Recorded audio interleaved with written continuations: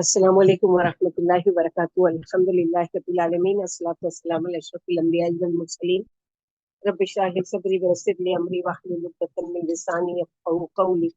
अल्लाहुम्मा फ़क़्हिना फ़िद्दीन, अल्लाहुम्मा फ़क़्हिना लिमा तुहिब्बु व तर्दा। सूरह ज़ारियात मक्की सूरत है।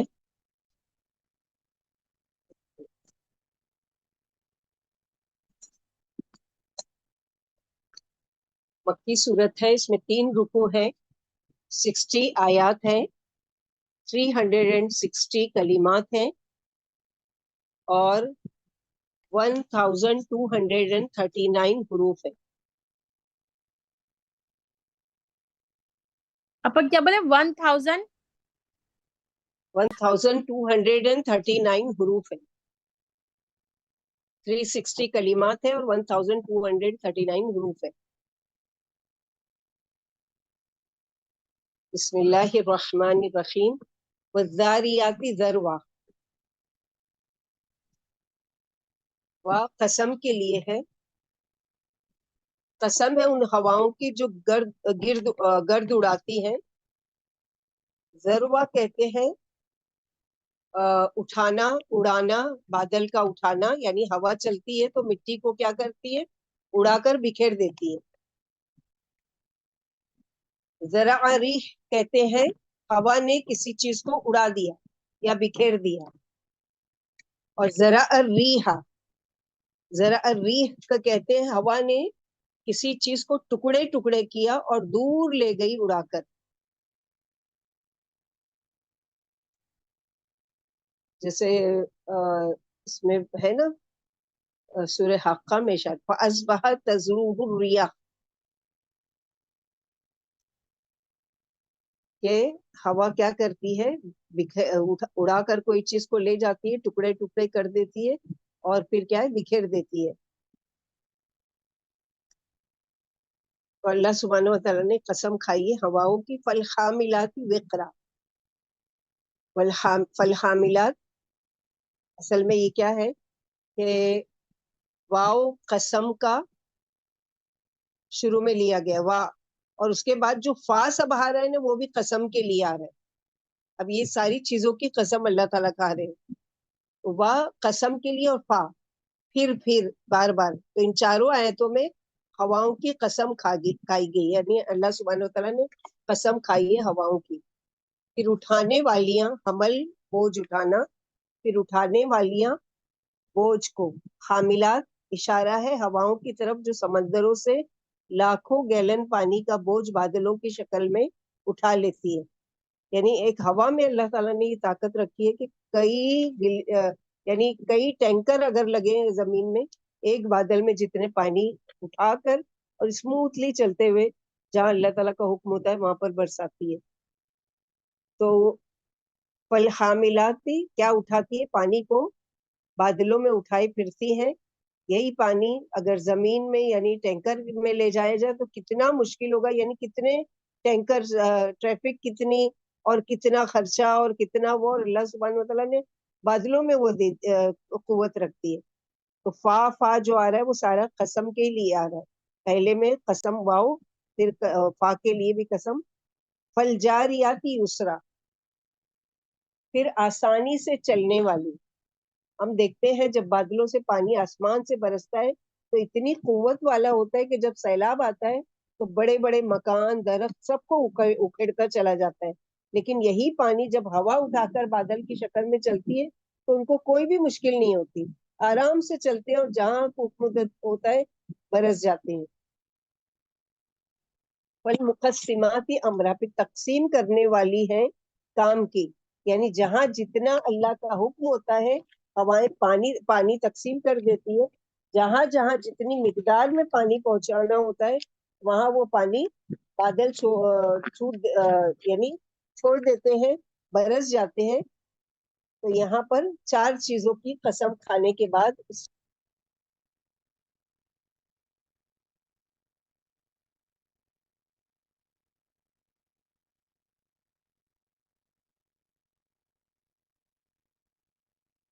अपा आवाज नहीं आ रही है।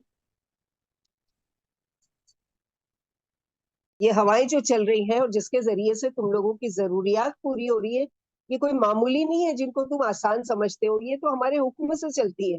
اگر ہم ان کو روک لیں تو تمہاری یعنی سارے کام کاج رک جاتے ہیں. گرمی کا بارے برا حال ہو جاتا ہے، آج ہوا نہیں چل رہی، آج یہ نہیں ہو رہا، آج وہ نہیں ہو رہا، شکوے شکایتیں شروع ہو جاتی ہیں.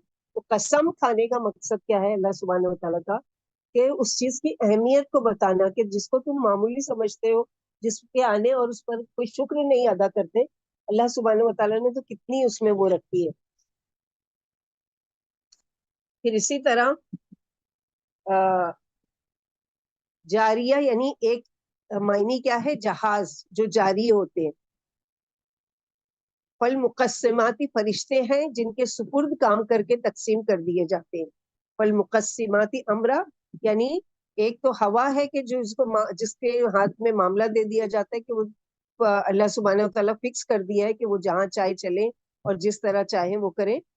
اور ایک یہ ہے کہ فرشتے مراد لیے گئے مقسمات امرا یعنی جن کے سپرد کام کیے گئے ہیں، کام تقسیم کر دیا گیا ہے اور اس کام کو بڑے آسانی سے وہ کر لیتے ہیں بغیر کسی حال حجت کے. اور حاملات سے مراد وہ عورتیں بھی ہیں جو حمل اٹھائے چلتی پھرتی ہیں آسانی کے ساتھ. تو اٹھانے والیاں یعنی عورتیں بھی جو حمل اٹھائی پھرتی ہیں. جیسے کہ دیکھتے ہیں کہ ایک دفعہ علی رضی اللہ عنہ نے ممبر پر فرمایا کہ تم قرآن کی جو آیت اور اللہ کے رسول کی جو حدیث پوچھو گے میں اس کا جواب دوں گا، یعنی پوچھو مجھ سے کیا پوچھنا چاہتے ہو میں اس کا برابر جواب دوں گا. اس پر ابن اقوا نے کھڑے ہو کر کہا کہ اے امیر المومنین، وہ زاریاتی ذروا کے کیا معنی ہے؟ فرمایا ہوا مراد ہے. پھر وہ بولے فالحاملاتی وقرا کے کیا معنی ہے؟ فرمایا بادل. پوچھا پھر وہ فلجاریاتی یسرا کے کیا معنی ہے؟ فرمایا کشتیاں. پوچھا پھر فالمقسماتی امرا کے کیا معنی ہے؟ فرمایا فرشتے. تو یہ اللہ سبحانہ و تعالیٰ قسم کھا رہے ہیں. تو ہم دیکھتے ہیں کہ پورے قرآن میں 8 قسم کی ہواؤں کا ذکر اللہ تعالیٰ نے کیا ہے. 8 قسم کی ہوائیں ہیں جس کا ذکر قرآن میں آیا ہے. 4 رحمت والی ہے اور 4 عذاب والی ہے. 4 رحمت والی کون سی ہے؟ الناشرات. الناشرات جو بادلوں کو بکھیرنے والی ہوتی ہے، نشر کرنے والی. نمبر 2 المبشرات. المبشرات جو خوشخبری دینے والی ہوتی ہے. نمبر 3 مرسلات جو آہستہ آہستہ چھوڑی ہوئی ہوا. نمبر 4 الرخا. الرخا جو نرمی کے ساتھ چلتی ہے. یہ 4 قسم کی ہوائیں جن کا قرآن میں ذکر کیا گیا ہے وہ کیا ہے؟ رحمت والی ہوائیں. باجی پہلے کا معنی بتائیے نا، پہلے کا معنی بتائیے. پہلے کا معنی ہے الناشرات جو بادلوں کو بکھیرنے والی ہیں. نمبر 2 المبشرات جو خوشخبری دینے والی ہے. نمبر 3 مرسلات جو آہستہ آہستہ چھوڑی ہوئی ہوائیں. نمبر 4 الرخا لاسٹ میں حمزہ جو نرمی کے ساتھ چلتی ہے. یہ 4 رحمت والی ہوائیں. اب 4 عذاب والی ہوائیں کون سی ہیں؟ نمبر 1 العاصف. عین الف صاد فا. العاصف جو سمندروں میں چلنے والی تیز ہوا کہ جو جہازوں کو بھی ڈبا دیتی ہے، یعنی اتنی تیز کہ اس کے سامنے کوئی بڑی سے بڑی ہیوج چیز بھی بالکل ریزے کی طرح بکھر جائے اور اتنے بڑے جہاز کو بھی ڈبا دیتی ہے. نمبر 2 قاصف. العاصف القاصف. قاصف قاف الف صاد فا یہ بھی سمندر میں چلنے والی ہوا کو ہی کہتے ہیں. یعنی یہ 2 ہوائیں مل جاتی ہیں جب تو تباہی مچا دیتی ہیں سمندر میں. العقیم خشک ہوائیں، ابھی پڑھے نا بانجھ ہوا، تو العقیم خشک ہوا. لو یہ السرسر. سرسر یعنی لو والی یعنی گرم ہوائیں، یہ بھی عذاب کی شکل میں آ چکی ہے. گرم ہوائیں یہ شعیب علیہ السلام کی قوم پر. ابا چوتھی کیا بولے آپ نے؟ چوتھی ہے سرسر، سواد سے سرسر. سورہ حاقہ میں پڑھیں گے انشاءاللہ. سرسرین آتیہ سخر علیہم سبع لیال و ثمانیۃ ایام حسوما. تو لو والی گرم ہوائیں، عذاب والے. اسی طرح ہواؤں میں بڑے بڑے فائدے بھی ہیں کہ وہ بارش برسانے میں مددگار ثابت ہوتی ہے. ہوائیں اللہ تعالیٰ کی عظیم نشانیوں میں سے ایک نشانی ہے جو ہم کو نظر تو نہیں آتی ہے مگر ہم اس کو محسوس کر سکتے ہیں. ہوا کی تاثیر میں بھی فرق ہے. کسی ہوا میں نرمی ہوتی ہے، کسی میں گرمی ہوتی ہے، کسی میں بالکل ٹھنڈک ہوتی ہے کہ بعض لوگ گرمی کی وجہ سے لو چلتی ہے اور لوگ مر جاتے ہیں. بعض لوگ ہے کہ اتنی سردی لگ جاتی ہے ان کو اس ہوا کی وجہ سے کہ وہ جیسے بولتے ہیں نا اپنے وہاں ہوا لگ گئی، اس کو پیرالائز بھی ہوتے تو بولتے ہیں نا اس کو ہوا لگ گئی. تو کیا ہے کہ وہ ہوا کی وجہ سے ان کو نقصان پہنچا. اسی طرح آپ صلی اللہ علیہ وسلم جب تیز ہوا یا آندھی چلتی تو کیا دعا مانگا کرتے تھے؟ اللہم انی اعوذ بک من خیر و خیر ما فیہا و خیر ما ارسلت به واعوذ بک من شرہا و شر ما فیہا و شر ما ارسلت به. تو ہم لوگوں کو یہ یاد ہونا چاہیے. ہم لوگ پریشان ہوتے کیا پڑھیں اور کیا نہیں پڑھیں. تو سنت کے مطابق ثواب بھی ملے گا ایک سنت پر عمل کرنے کا. اور دوسری چیز کیا ہے، اس دعا کے پڑھنے کے دو فائدے ملیں گے ہم کو. ایک تو سنت پر عمل کرنے کا کہ آپ صلی اللہ علیہ وسلم فوراً ہوا کو جب چلتا ہوا دیکھتے تھے تو کیا کرتے تھے؟ فوراً دعا پڑھنا شروع کر دیتے تھے. دوسرا یہ ہے کہ اس ہوا کو اللہ تعالیٰ دعا کی وجہ سے اگر شر بھی ہے تو اس کو ہمارے لیے فائدے والا بنا دیں گے. اسی طرح ہوا کو کبھی بھی برا بھلا نہیں کہنا چاہیے. یہ ہوا دیکھو سارا اناج کو خراب کر گئی، یہ ہوا ہے، کپڑے اڑا دی، یہ ہوا ہے، یہ کر دی. نہیں، اللہ تعالیٰ کے حکم سے ہوا کا کوئی اپنا کمال نہیں ہے اور ہوا کا میں کوئی اپنا خود کا کوئی طاقت یا قوت یا زور نہیں ہے. یہ اللہ کے حکم سے چلتی ہے.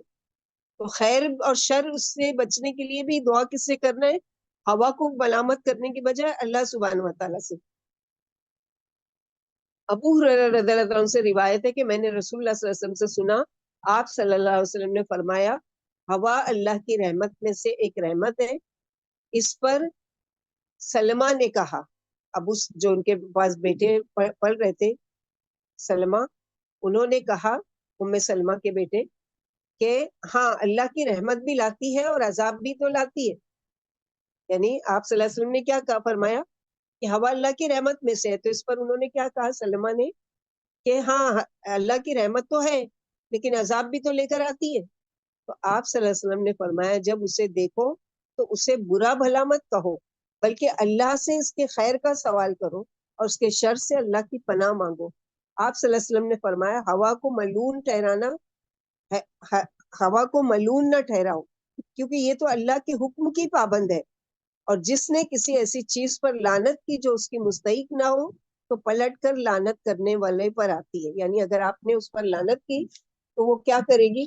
پلٹ کر تم پر ہی آ جائے گی. تو اس سے اللہ کی پناہ مانگو کہ اللہ دونوں چیز مانگ لو نا. اللہ تعالیٰ اس میں جو خیر ہے ہم اس کا سوال کرتے ہیں اور جس مقصد سے یہ بھیجی گئی ہے خیر کے ساتھ ہم اس کا بھی سوال کرتے ہیں. ماں ارسلت بھی، اور جو شر ہے اس سے بھی ہم پناہ مانگتے ہیں اور جو اس کے علاوہ بھی جو ہے کہ اس شر سے بھی اور اس میں جو جس شر کے ساتھ یہ بھیجی گئی ہے اس سے بھی.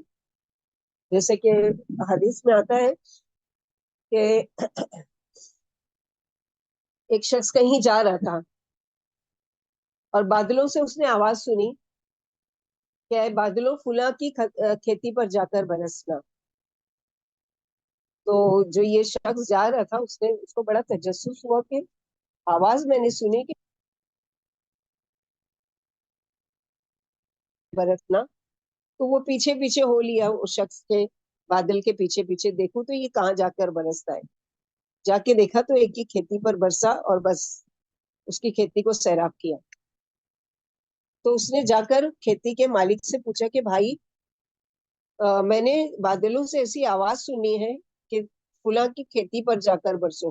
اب مجھے تو نہیں معلوم تھا فلاں کون ہے، تو میں اس کے پیچھے پیچھے آیا اور میں نے دیکھا کہ وہ بادل جس کو حکم دیا گیا تو وہ برابر آپ کی اس پر برسا اور بس آس پاس نہیں برسا. اس کی کیا وجہ ہے؟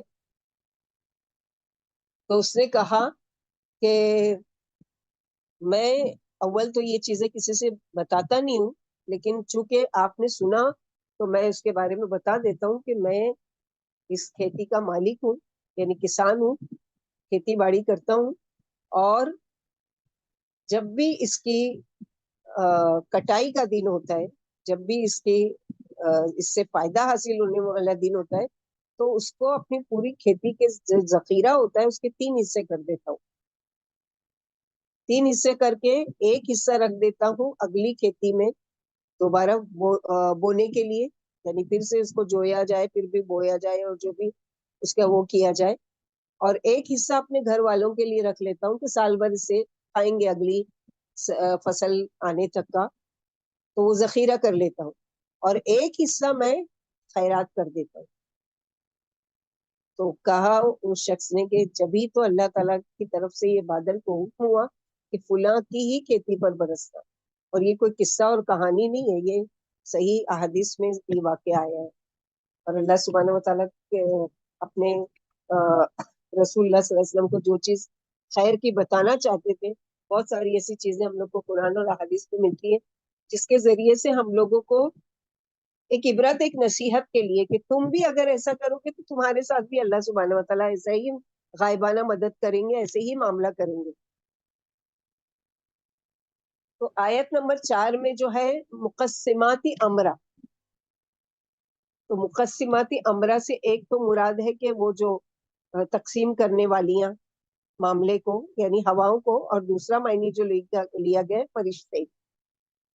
تو فرشتے 2 وقت میں، عصر اور فجر میں، اللہ کے پاس ہماری نمازیں اور گواہی لے کر پہنچتے ہیں، یعنی یہ مقسمات یعنی تقسیم کرنے والے، تو 2 وقت کی تقسیم میں جا کے اللہ تعالیٰ کے وہاں حاضری دیتے ہیں۔ سب کو کامن معلوم ہے، اور کوئی نہ کوئی ٹاپک میں یہ حدیث آ جاتی ہے کہ 2 وقت فرشتے جاتے ہیں۔ فجر والا جب پہنچتا ہے تو کہتا ہے کہ میرے بندے کو کس حال میں چھوڑا، تو یا اللہ وہ فجر کی نماز ادا کر رہا ہے۔ عصر والا جا رہا ہوتا ہے، وہ تم کس حال میں میرے بندے کو چھوڑ کے آئے، تو وہ نماز ادا کر رہا تھا۔ عصر والا پھر جب آتا ہے واپس، تم پہنچے تو کیا کر رہا تھا بندہ، تو یا اللہ وہ نماز پڑھ رہا تھا۔ فجر والا جب پہنچتا ہے تو یا اللہ میں جب پہنچا تو وہ فجر کی نماز ادا کر رہا ہے۔ تو یہ معاملے کو تقسیم کرنے والے کچھ اللہ کے بندے خوش قسمت ہیں کہ فرشتے ان کے ہم نشین ہوتے ہیں، یعنی ان کے ساتھ ساتھ لگے ہوتے ہیں۔ اللہ تعالیٰ ان کے کچھ ایسے اعمال کی وجہ سے خوش ہو جاتے ہیں کہ ان کو کیا کرتے ہیں کہ ان کے ساتھ لگا دیتے ہیں ان کی حفاظت کے لیے۔ نبی صلی اللہ علیہ وسلم نے فرمایا بے شک بعض لوگ مسجد نشین ہوتے ہیں، یعنی مسجدوں میں جن کا دل لگا ہوتا ہے، کہ فرشتے ان کی مجلسوں میں بیٹھتے ہیں، اگر وہ غائب ہو جائیں کسی وجہ سے، اگر وہ نہیں آتے تو انہیں تلاش کرتے ہیں، اگر وہ بیمار پڑ جائیں تو ان کی تیمارداری کرتے ہیں، اگر انہیں کوئی ضرورت ہو تو مدد کرتے ہیں۔ اسی طرح فرشتے کس کے لیے مقرر ہوتے ہیں؟ جو شخص رات کو چوتھا کلمہ پورا، یعنی مغرب کے اور فجر کے بعد 10 مرتبہ پڑھے، چوتھا کلمہ 10 مرتبہ مغرب بعد اور فجر کے بعد، جیسے ہم لوگ سبحان اللہ الحمدللہ اللہ اکبر 33 چوتھی مرتبہ ہو گیا، اب 10 مرتبہ چوتھا کلمہ پڑھ لیں، لا الہ الا اللہ وحدہ لا شریک لہ لہ الملک و لہ الحمد یحیی و یمیت بیدہ الخیر وہو علی کل شیء قدیر۔ تو فائدہ کیا ہوگا کہ آپ صلی اللہ علیہ وسلم نے فرمایا جو مغرب بعد یہ کلمہ 10 مرتبہ پڑھے گا، اللہ عز و جل اس کی حفاظت کے لیے اسلحہ بردار فرشتے مقرر کر دیں گے جو صبح تک شیطان سے اس کی حفاظت کریں گے۔ کتنا منٹ لگا پڑھنے میں ہم کو؟ مشکل سے 5 منٹ، لیکن پورا ہتھیار کے ساتھ فرشتے آگے تیار ہو کر، ریڈی ہو کر شیطان سے جنگ کرنے کے لیے، کہ اس کے پیچھے نہیں لگنا، اور اس کی حفاظت میں لگ جاتے ہیں۔ تیسری قسم مقسماتی امرہ کی یہ ہے کہ جو شخص نیک مقصد کے لیے گھر سے نکلتے ہیں ان کے لیے فرشتے مقرر ہو جاتے ہیں۔ یعنی مقسماتی امرہ میں یہ کیا کیا تقسیم کی ہے اللہ تعالیٰ نے ان کے کاموں کو، اس کا ذکر ہو رہا ہے، ٹھیک ہے۔ تو نمبر 1 کیا ہے؟ عصر اور فجر کے وقت۔ نمبر 2 ہم نشین ہو جاتا ہے فرشتے اس کے ساتھ۔ نمبر 3 جو شخص رات کو مغرب بعد یا فجر بعد چوتھا کلمہ پڑھتا ہے تو اسلحہ کے ساتھ اس کی حفاظت کرنے کے لیے آ جاتے ہیں. اور فجر اور نمبر اثر 4 والا پوائنٹ الگ ہے. مغرب اور فجر اثر اور وہ دونوں پوائنٹ ہاں الگ الگ ہے الگ ہے. الگ ہے الگ ہے الگ ہے. وہاں پر تو نماز کا ذکر ہے, یہاں پر کلمہ پڑھنے کا ذکر ہے. آپ نے 100 نمبر بار پڑھنے بولے تھے نا فجر میں, ہاں چوتھا کلمہ 100 بار پڑھنے بولے تھے نا آپ نے 100 فجر میں, مرتبہ. ہاں تو بس نہیں واپس 100 پڑھ لی فجر میں, اور 10 الگ پڑھنا ہے. 100 کیا 100 الگ 100 ہے. بار 100 مرتبہ کا تو فضیلت یہ بتائی گی کہ پھر اس دن کوئی بھی تم پر حسد کرنا چاہے, جادو کرنا چاہے, کوئی نقصان پہنچانا چاہے, نظر بد لگانا چاہے, کوئی چیز اثر نہیں کرے گی. اس کا فضیلت الگ ہے. اور یہ فضیلت الگ ہے کہ اسلحہ بردار فرشتے اس کی حفاظت میں لگ جاتے ہیں, جو شیطان سے اس کی حفاظت کرتے ہیں. نمبر 3, جو شخص نیک مقصد کے لیے گھر سے نکلتے ہیں ان کے لیے فرشتے مقرر ہوتے ہیں. آپ صلی اللہ علیہ وسلم نے فرمایا اللہ عز و جل تمہاری یعنی اللہ عز و جل تمہاری محبت یعنی تمہاری محبت کے عمل کی وجہ سے جو اللہ تعالیٰ کی محبت میں تم نکلتے ہو گھر سے, تو فرشتے اپنا جھنڈا لے کر اس کے پیچھے پیچھے روانہ ہو جاتے ہیں. مسند احمد کی روایت ہے, اور وہ اپنے گھر لوٹنے تک فرشتے کے جھنڈے کے نیچے ہوتا ہے. یعنی ایک تقسیم اللہ نے ایک کام اس کے سپرد کیا فرشتے کے, تو تقسیم کیے ہوئے معاملے کے تو کون کون سے معاملے ہیں وہ ہم لوگ پڑھ رہے ہیں. تو علم حاصل کرنے والے کے لیے کیا ہے, خاص طور پر ایسے لوگوں کے لیے اپنے پروں کو فرشتے پر بچھاتے ہیں اور ایسی مجالس کی تلاش میں رہتے ہیں. ایسے فرشتوں کو کیا کہتے ہیں, سیارہ. نمبر 5, جو باوضو رات کو سوتے ہیں ان کے لیے رات بھر حفاظت کے لیے ایک فرشتہ مقرر کر دیا جاتا ہے. نمبر 6, صبر کرنے والوں کا ساتھ دیتے ہیں. یعنی جو صبر کرتے ہیں یوفی الصابرون اجرهم بغیر حساب, تو جنت میں بھی بے حساب اجر پائیں گے. اور دنیا میں کیا ہے کہ اللہ تعالیٰ ایسے صبر والوں کے ساتھ, کیونکہ صبر وہ بہت ساری چیزوں پر کر رہا ہوتا ہے نا, اپنی تکلیفوں پر صبر کر رہا ہوتا ہے, اپنی بیماری پر صبر کر رہا ہوتا ہے, یا اپنے اکیلے پن پر صبر کر رہا ہوتا ہے, تو فرشتے لگا دیتے ہیں اللہ تعالیٰ کہ غم نہ کرو ان معیہ, کہ اللہ تعالیٰ تمہارے ساتھ ہے. یعنی اللہ نے فرشتے کو محافظ لگا دیا. نمبر 7,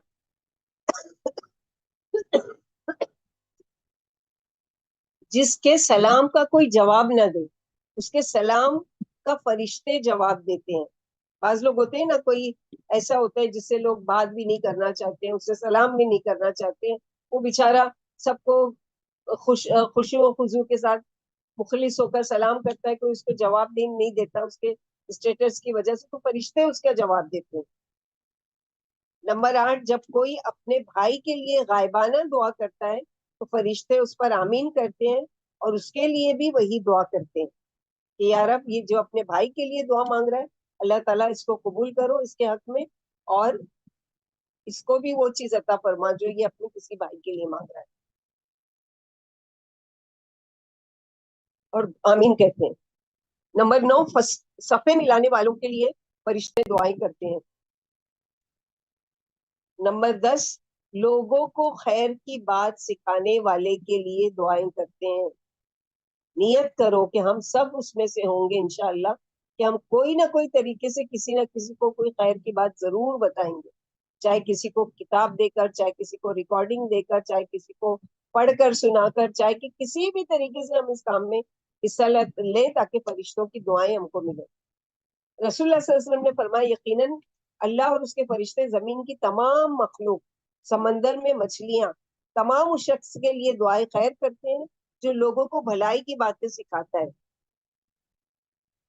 تو ایک گواہی تو کونی ہے, یعنی کائنات میں ہم دیکھ رہے ہوتے ہیں بادل آ رہے ہیں, ہوا چل رہی ہے, سورج نکل رہا ہے, اور ایک خبر جو وحی کے ذریعے ہمیں پتہ چلتی ہے جیسے یہ فرشتوں کے سارے کام ہم کو تو نہیں معلوم ہے نا، ہمارے ساتھ اس وقت بھی موجود ہے، ہماری مجلس میں بھی ہے، ہمارے کندھوں پر بھی ہے، ہمارے ساتھ بھی لگے ہوئے ہیں، لیکن ہم کو نہیں پتا ہے. لیکن اللہ سبحانہ و تعالیٰ نے ان کو وہ کیا. اب ہم کو ایک چیز تو کائنات میں نظر آ رہی ہے، مثلا ہم روز سورج کو نکلتا ہوا دیکھتے ہیں، روز ہواؤں کو چلتا ہوا محسوس کرتے ہیں، روز بادلوں کو چلتے ہوئے دیکھتے ہیں کسی نہ کسی شکل میں. آسمان کی شکلیں جو چینج ہوتی رہتی ہے وہ ساری چیزیں ہم دیکھتے رہتے ہیں. لیکن ایک چیز ایسی ہے، جیسے ان فرشتوں کا اگر اللہ کے نبی صلی اللہ علیہ وسلم کو وحی کے ذریعے یہ ساری چیزیں نہیں بتائی جاتی تو ہم کو کہاں سے پتا چلتا ہے کہ ہاں اللہ تعالیٰ نے فرشتے کچھ ایسے مقرر کیے ہیں جن کے لیے تقسیم کیا ہے ان کے لیے معاملہ. فالمقسمات امرا، تقسیم کرنے والے ہیں کام کی، یعنی جہاں جتنا اللہ کا حکم ہوتا ہے ہوائیں بھی پانی تقسیم کرتی ہیں، جہاں جہاں جتنی مقدار میں پانی پہنچانا ہوتا ہے وہاں پانی پہنچاتی ہے. پھر بادل چھوڑ دیتے ہیں، برس جاتے ہیں. 4 چیزوں کی قسم کھانے کے بعد اللہ سبحانہ و تعالیٰ اس چیز کی طرف توجہ دلا رہے. آگے آیت نمبر 5 میں کیا ہے؟ انما توعدون لصادق، بے شک جس چیز کا تمہیں خوف دلایا جا رہا ہے وہ سچی ہے، جس چیز سے تم کو ڈرایا جا رہا ہے وہ بالکل سچ ہے. یعنی اللہ تعالیٰ کی یہ قدرت کی ساری نشانیاں قیامت کے آنے کی دلیل ہے، کیونکہ جو ذات یہ سارے کام آسانی سے کروا رہی ہے، اتنے فرشتوں کو لگا دیا ہے کام پر کہ ہماری آنکھ کی حفاظت کے لیے 7 فرشتے، کتنی تعداد میں لوگ، اور ہر ایک کی آنکھوں کی حفاظت کے لیے 7 فرشتے. تو جو جب چاہے دن کو رات کو، رات کو دن آسانی سے کرے، اس کے لیے قیامت کا لانا کوئی مشکل نہیں ہے.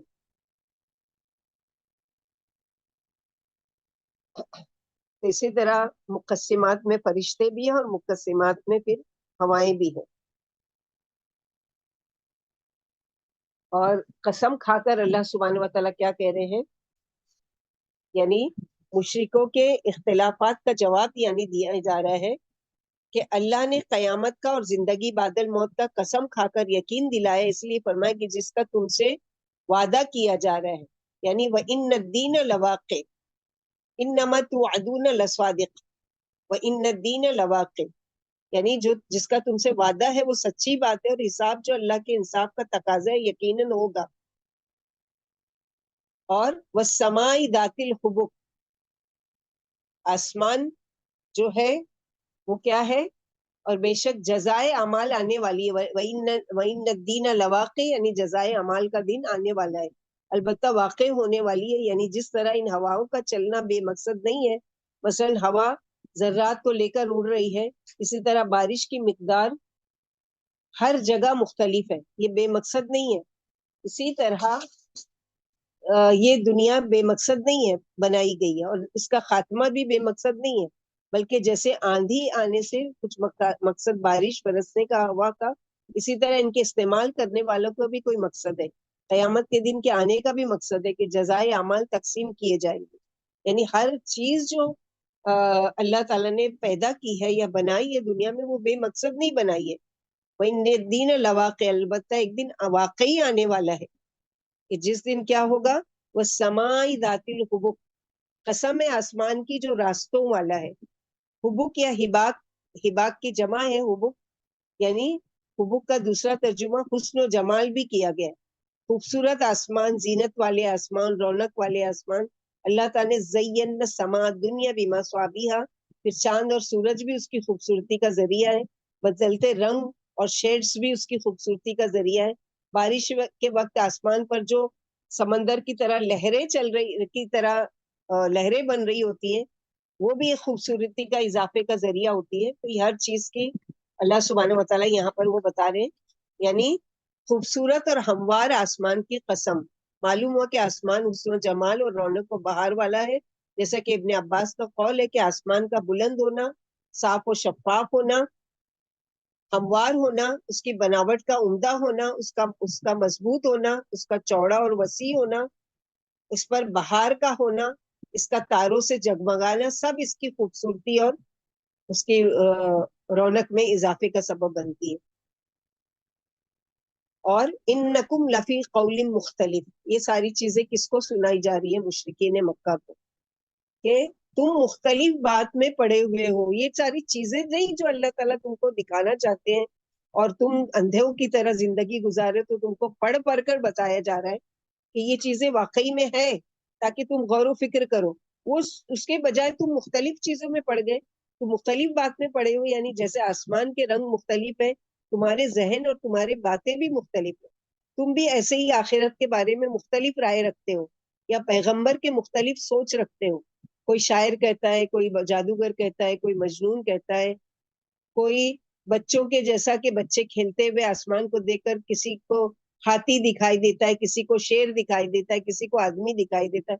کبھی دیکھے کہ نہیں غور کیا آسمان کی طرف؟ کبھی کبھی واقعی کوئی ایسی عجیب شکل بن جاتی جیسے کوئی آدمی کی شکل ہو گئی, کبھی ایسا بادل کی شکل ہو جاتی جیسے کہ کوئی چڑیا ہے, کبھی کبھی ہاتھی نظر آتا ہے. ایسا دکھائی دیا کسی کو کہ نہیں؟ کبھی غور کیے آسمان کی طرف کسی نے؟ جی جی آپا, جی جی جیسا الحمدللہ. تصور کرے گی ویسا دکھنے لگ جاتا ہے کبھی کبھی. نہیں سبحان نہیں, اللہ. ایسا بالکل بھی نہیں ہے. اب ہاتھی دکھ رہا ہو, تصور کرو اس کو چڑیا, تو کیسے نہیں چڑیا اگر بن جائے؟ کوئی چیز دیکھو تو ایسا تو وہی امیجن کرنے لگتے وہی چیز ہے وہ. نہیں, ہم دیکھتے ہیں پھر ہم ججمنٹ کرتے ہیں اس پہ. ہاں یہ تو ایسی شکل بن گئی جیسے ہاتھی, اس کی تو ایسی شکل بن گئی جیسے کوئی پرندہ, یا اس کی ایسی شکل بن گئی کہ جیسے کوئی بھی چیز کا وہ. تو یہاں پر وہی چیز بتایا جا رہا ہے, یو فکو انہو من افک, اس سے وہی پھرتا ہے جو حق سے پھرا ہوا ہو, یا اس سے وہی پھیرا جاتا ہے جس سے ہدایت کی توفیق چھین لی گئی ہو. جو خود پھرنا چاہے, ماننا نہ چاہے, وہی اس سے بھٹک جاتا ہے, وہی اس سے پھرتا ہے. یعنی اے جھٹلانے والے مشرکو, تمہاری باتوں میں اختلاف و اضطراب ہے, تم ایک بات پر متفق نہیں ہوتے اور کسی نتیجے پر نہیں پہنچتے.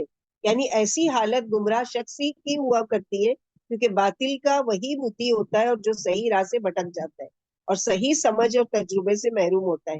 جیسے کہ سورہ صافات میں ہم لوگ پڑھ چکے, آیت نمبر 161 سے لے کے 163 تک, کہ فَإِنَّكُمْ وَمَا تَعْبُدُونَ مِن دُونِ اللَّهِ, تم اور تمہارے معبود اسی کو فتنے میں ڈال سکتے ہیں جو جہنم میں داخل ہونے والے ہیں.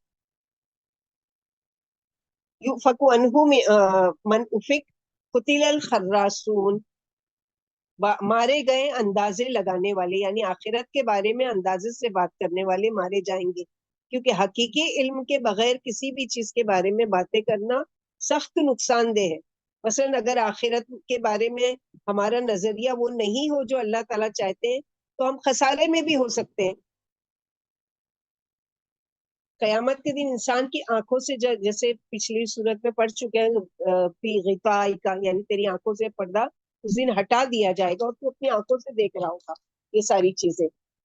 تو اس دن کا دیکھنا یا اس دن کا وہ کرنا کوئی کام نہیں آئے گا نا. جیسے کہ علی رضی اللہ عنہ سے ایک مرتبہ کسی نے اجرت کیا کہ میں اللہ کو نہیں مانتا, تو علی رضی اللہ عنہ نے کہا کہ تم نہیں مانتے تمہاری مرضی, لیکن ہم تو مانتے ہیں, اور واقعی ہم اس چیز کو مانتے ہیں کہ ہمارے رب کا وہ ہے. اور اگر بالفرض, ایسا تو ہے نہیں, لیکن بالفرض اگر نہیں بھی ہوا, آخرت میں ہم کو پتہ چلا, تو ہمارا تو کوئی نقصان نہیں ہے کہ ہم نے دنیا میں بھی مانا تھا, اور اگر وہ, لیکن اگر ہے اور یقیناً ہے اللہ تعالیٰ, تو ہمارا تو نقصان نہیں ہوا نا کہ ہم نے مانا دنیا میں کہ اللہ تعالیٰ ہے اور ہم کو جا کر وہاں دکھائی دیے. لیکن تمہارا کیا, جو تم نہیں مان رہے ہو, تمہارا کتنا بڑا نقصان ہوگا کہ جب وہ یقین سامنے آ جائے گا کہ اللہ سبحانہ وتعالیٰ کی ذات موجود ہے, تو خسارے میں کون پڑا؟ جس نے یہاں نہیں مانا, اور ہم نے تو مانا, اور ہے تو بھی ہمارا ایمان ہے, نہیں ہے تو بھی ہمارا ایمان ہے, جبکہ ہمارا ایمان ہے کہ ہے اور ہوگا. اور وہ جب سامنے ہم دیکھ لیں گے اپنے رب کو, تو ہمارا تو نقصان نہیں ہوا نا, کہ ہم تو مان کر آئے تھے, تو ہم کو تو فائدہ ہی ہوا. اپنے بارے میں سوچو, جو تم نہیں مان رہے ہو, تو اس دن کتنے بڑے خسارے میں ہوگے. تو یہی ساری چیزیں ہیں کہ گمراہ کن جو فرقے ہیں, قیامت میں شک کرنے والوں پر اللہ کی لعنت ہے. خراسون یعنی جھوٹے, جیسے قتل الانسان ما اکفر, سورہ عبس میں پڑھیں گے کہ انسان غارت ہو, کیسا ناشکرا ہے, بد دعا کے الفاظ ہے خراسون. اسی طرح یہاں قتل الخراسون ہے, یعنی غارت ہو, جھوٹ بولنے والے, جو زندگی بعد الموت اور قیامت کا عقیدہ نہیں رکھتے. ابن عباس فرماتے قیامت میں شک کرنے والوں پر اللہ کی لعنت ہو, یعنی لعنت بھیجی گئی ہے ان پر جو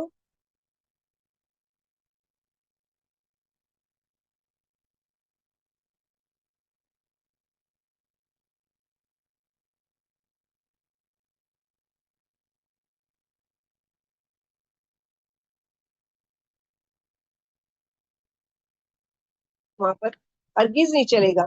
دنیا کے معاملے میں تو نہیں کہتے کہ ہاں ٹھیک ہے جب بھوک لگے گی تو دیکھا جائے گا. 1 منٹ آواز چلی گئی تھی. اوکے, تو دنیا کے معاملے میں تو تم یہ چیز نہیں کرتے ہو نا کہ دیکھا جائے گا. جب بھوک لگے گی مجھے اور میرے بچوں کو تو دیکھا جائے گا, پھر میں نکلوں گا کمانے کے لیے پیسہ, اور پھر میں کہیں سے کھانا خریدوں گا, اور پھر اس کو تو ایڈوانس میں تیاری کرتے ہیں نا, آج نہیں سالوں کی, کہ کل کہاں سے کھائیں گے, پرسوں کہاں سے کھائیں گے, مہینے بھر کا راشن کہاں سے آئے گا. تو اس چیز میں تو تم نہیں وہ کرتے. قیامت کے بارے میں تم کہتے کو دیکھا جائے گا. الذین هم فی غمرۃ ساہون, وہ لوگ جو غفلت میں بھولے ہوئے ہیں. سہو کہتے ہیں بھول, اسی لیے سجدے سہو ہے نا جس سے نکلا ہے, یعنی وہ غفلت میں اس حقیقت کو بھلائے ہوئے ہیں, اور اپنی غفلت میں بجائے یہ پوچھنے کے کہ کیا ہمیں کرنا کیا ہے, کیا پوچھتے ہیں, یسألون ایان یوم الدین, وہ آپ سے پوچھتے ہیں کہ وہ دن آئے گا کب. یہ نہیں کہ کیا کریں, یہ نہیں پوچھتے, بلکہ کیا کہتے ہیں, کب آئے گا, قیامت کب آئے گی, یہ جس دن کے بارے میں ڈراتے ہو یہ سب کب ہوگا. تو سوال یہ کہ کیا تیاری کی ہے, تم کو معلوم ہے کہ اس دن کیا ہوگا. آگے اس کے بارے میں بتائے گے کہ اس دن ہونے والا کیا ہے, کہ جس کے بارے میں تم بالکل یعنی اس میں پڑے ہوئے ہو نا, کوئی غفلت میں, کہ کوئی چیز کی تم کو اس کے بارے میں فکر ہی نہیں ہے. غمرہ یعنی کفر و شک. غمراتی جیسے نا غمرات الموت ویسا کراتی الموت, کہ موت کی بے ہوشی. تو غفلت میں یعنی انسان کیا ہوتا ہے, دنیا سے سکرات کا جب غمرہ آ جاتا ہے, بے ہوشی آ جاتی, تو کیا ہے, بالکل بھول جاتا ہے دنیا میں کتنے سال رہا, کیا کیا, کیا مال ہے کیا نہیں, اس کو ہوش نہیں ہو, کیونکہ وہ آخرت اس کو سامنے نظر آ رہی ہوتی ہے. تو غمرہ یعنی کفر و شک, یعنی یہ لوگ کفر و شک میں ڈوبے ہوئے ہیں, غفلت میں ہیں, اور آخرت سے بالکل غافل ہو گئے. انکار و تکذیب کی غرض سے پوچھتے ہیں کہ آخر جزا کا دن کب آئے گا. اللہ سبحانہ و تعالیٰ ان کو ایک ایک آیتوں میں رک رک کر جواب دے رہے ہیں کہ یسألون ایان یوم الدین یوم هم علی النار یفتنون. سن لو کہ قیامت کا دن جو پوچھ رہے ہیں نا کہ وہ آئے گا کب, وہ تو جب آئے گا اپنے ٹائم پہ یہ دیکھ لو کہ وہ ہوگا کیسا, کیا کیا چیزیں اس میں ہوگی تمہاری آزمائش کے لیے, اور کیا کیا چیزوں کے بارے میں تم سے اس دن سوال کیا جائے. اس روز وہ آگ پر تپائے جائیں گے. سیخ کباب کو کیسے جس طرح آگ پر سیکا جاتا ہے, ہر ایک نے دیکھا ہے, ایسے ہی یہ غفلت میں پڑے ہوئے لوگ, انکار کرنے والے اس دن کا ان لوگ انجام, اور ان سے کہا جائے گا ذوقوا فتنتکم ھذا الذی کنتم بہ تستعجلون. یہ وہ چیز ہے جن کے لیے تم جلدی مچا رہے تھے, کہ آ کیوں نہیں جاتی ہے, کب آئے گی, تو لو یہ آ گئی جس کی تم جلدی مچا رہے تھے. اب بولو کہ تم نے کیا تیاری کی ہے. یعنی جس دن یہ سونے کی طرح آگ میں تپائے جائیں گے, جیسے سونے کو پگھلا پگھلا کے بالکل خالص نکالا جاتا ہے, ایسے ہی ان کو تپا دیا جائے گا, اور جہنم میں جلائے جائیں گے. انہیں دھتکار کر اور ذلیل کر کے کہا جائے گا کہ اب جلنے کا مزہ عذاب چکھو.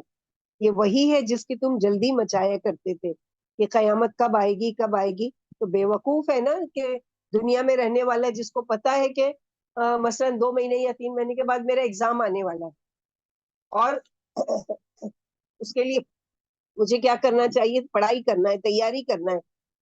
پڑھائی نہیں کرے, تیاری نہیں کرے, کوئی انتظام نہیں کرے, اور صرف بیٹھ کے پوچھتے رہے, اچھا ڈیٹ پتہ چل گئی کب آئے گا ایگزام, کب ہوگی, اچھا ٹھیک ہے آ بھی جائے گا, کیا کر لو گے, ہے کوئی تیاری, پیپر میں لکھو گے کیا, جواب کیا دو گے, کیا کیا کر کے آئے ہو, یا کیا تیاری ہے. یہی قیامت کے بارے میں, جیسے آج دنیا میں اسٹوڈنٹس اپنے امتحان کے بارے میں غفلت میں ہوتا ہے, ہاں ٹھیک ہے ڈیٹ معلوم بھی پڑ گئی ہے تو وہ کر لوں گا, میں ابھی کر لوں گا, تب کر لوں گا, ہاں مجھے آتا ہے, پورے کانفیڈینس میں رہتا ہے, اور معلوم پڑتا ہے پیپر ہاتھ میں جب آیا تو بالکل بلینک ہو گیا, کچھ بھی اس کو یاد نہیں آ رہا ہے. کیوں, اس لیے کہ اس نے کوئی سیریسلی اس بارے میں سوچا ہی نہیں تھا, اور مذاق کے طور پر یہ سستی غفلت میں رہا. تو قیامت کا دن تو دنیا میں تو سپلیمنٹری دینے کا ایک موقع ہے, قیامت میں تو وہ بھی نہیں ہے. تو یہی چیز ہے کہ وہ جس کی تم جلدی مچا رہے تھے. اب اللہ سبحانہ و تعالیٰ جنہوں نے صحیح معنوں میں تیاری کی ہوگی, جنہوں نے وہاں کے لیے کچھ وہ تیاری کر کے گئے ہوں گے, ان کے لیے اللہ تعالیٰ خوشخبری دے رہے ہیں. کیا خوشخبری ہے؟ ان للمتقین فی جنات وعیون، پرہیزگاروں کا بیان ہے کہ یہ قیامت کے دن جنتوں میں اور ہماری نہروں میں ہوں گے، جبکہ بدکار لوگوں کے لیے کیا ہے؟ توق اور زنجیر میں جکڑے ہوئے جہنم میں مار کھا رہے ہوں گے اور ان پر لعنت برس رہی ہوگی۔ جنتی جنتوں میں اللہ کی دی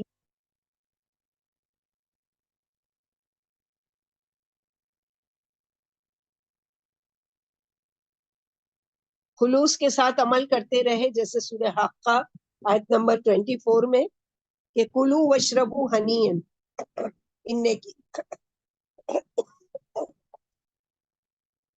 نیکیوں کے صلے میں جو گزشتہ زمانے میں کی تھی، مزے سے کھاؤ پیو۔ پھر اللہ نے ان کے عملوں کا خلوص بیان کیا، یعنی کیوں بھیجے گئے، یہ کیا عمل کرتے تھے جو اللہ کو بہت محبوب تھا، بہت پسند تھا۔